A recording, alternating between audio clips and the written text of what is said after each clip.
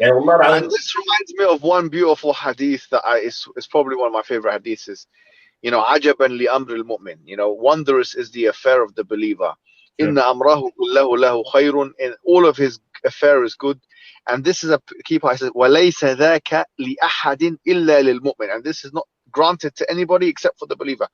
إن أصابته سراء شكر وإن أصابته ضراء صبر وشكر. That if befalls him, then he is thankful, and if bad befalls him, then he is patient and he's thankful. So it's a win-win situation for us. It really is. And for them, it's a lose-lose situation. It's a zero-sum game. And the beautiful thing is, وَلَيْسَ ذَاكَ لِأَحَدٍ إِلَّا لِلْمُؤْمِنِ. The Prophet said this is not granted to anybody except for the true believer. You know, because really, the beautiful thing about Islam, from a psychological perspective, two things which will be paradigm shifting, game changing to anybody's life. Two things. Number one, it makes sense of pain. And number two, it gives purpose to death. Can you imagine? The two most, the two biggest fears of human being. Islam has a way for you to be kind of cured of that, or the existential angst that one may have is gone, or at least is dissipated, or at least is soothed with some, very reaffirming things. It makes sense of pain, and it also gives purpose to death. And these are the two things that all human beings are afraid of. Every human being is going to be afraid of those two things. And that's why if really we go back to our roots and become true believers, we'll be courageous people, because people that, are not afraid of death, are not afraid of the next life, that realize that the end of this life is the beginning of the next, are more willing to do certain things than individuals who are all concerned with this life and not the next life. Because, the Prophet, so the Quran says, يود أحدهم أن يعمر ألف سنة وما هو بمزحزحه من العذاب أن يعمر. That one of them wishes that he lives for 1,000 years, and that this individual will not be able to avert the punishment such that he will be able to live for that long. So in other words, individuals who have this strictly materialistic worldview and are concerned with life in this way are going to be constantly disappointed in life. Constantly disappointed.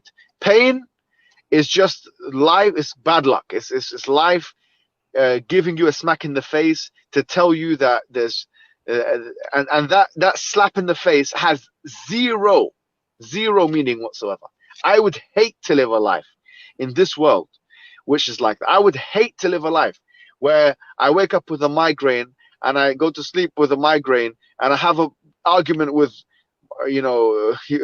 someone in my family, let's say, and then I go to work and have an argument with someone there, and then and then I get angry. Sometimes I feel angry, sometimes I feel sad, sometimes I feel this, and no meaning is made of any of that. No meaning is made of any of that. That is just, on the materialistic worldview, bad luck. Bad luck that you feel it this way. You're not going to be rewarded. There's a verse in the Quran, I think it's isbiru aw la tasbiru sawa'un alaykum. Be patient or don't be patient, it's the same. That's talking about the hereafter. Allah is talking about what happens when you're punished in the hellfire. But for these atheists, they've made that the case for their dunya as well. That whether you're patient or not patient, it doesn't matter. Whether you're patient or not patient, pain is going to be the end result. Whether you're patient or not patient is pain, and the pain has no purpose. They say they'll try and comfort themselves with sayings like, whatever doesn't kill you makes you stronger. But the fact of the matter is, that's not always the case.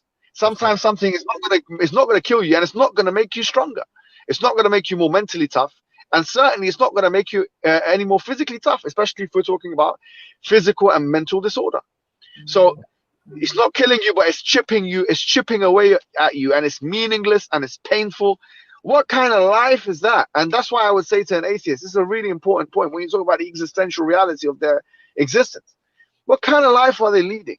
They have no evidence for their worldview, and their worldview is causing that much pain, why would anyone want to be an atheist? It's the least attractive thing, the least attractive position I can imagine. It's the least attractive.